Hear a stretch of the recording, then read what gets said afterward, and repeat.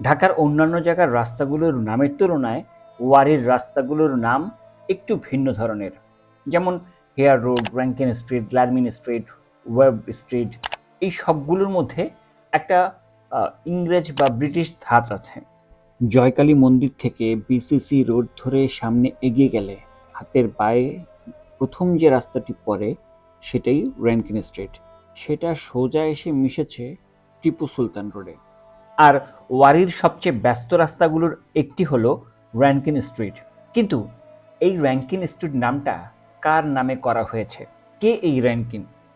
একটু ঘাটাঘাটি করলে জানা যায় র্যাঙ্কিন স্ট্রিটের নাম যার নামে নামকরণ করা হয়েছে তার নাম স্যার জর্জ ক্লস র্যাঙ্কিন। তিনি ব্রিটিশ ভারতের বিচারপতি ছিলেন।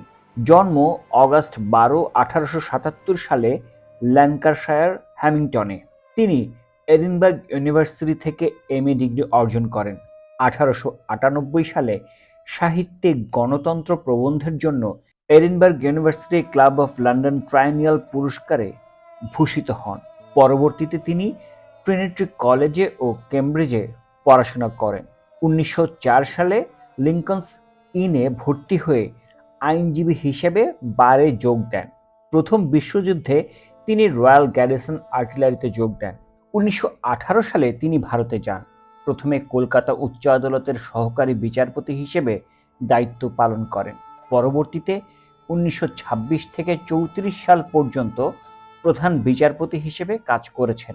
ভারতবর্ষে অবস্থানকালে 1919 সালে তাকে কলকাতা বিশ্ববিদ্যালয় পদাতিক বাহিনীর ভারতীয় প্রতিরক্ষা বাহিনীতে মেজর পদে সাময়িক কমিশন দেওয়া হয়।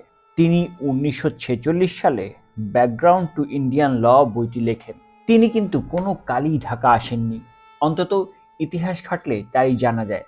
সেই সময়ে ইংরেজ প্রশাসক ম্যাজিস্ট্রেটদের নামে এমন নামকরণ করা হয়েছিল, যার একটি হলো এই স্যার জর্জ র্যাঙ্কিনের সাথে নামকরণ করে করা হয়েছিল এই র্যাঙ্কিন স্ট্রিটের নাম।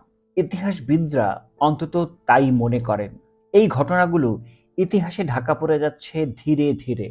আর এমন সব ইতিহাস জানতে আমাদের এই চ্যানেলটি আপনি সাবস্ক্রাইব করতে পারেন। আমাদের এই ভিডিও যদি আপনাদের ভালো লেগে থাকে তাহলে লাইক, শেয়ার ও সাবস্ক্রাইব করুন। ধন্যবাদ।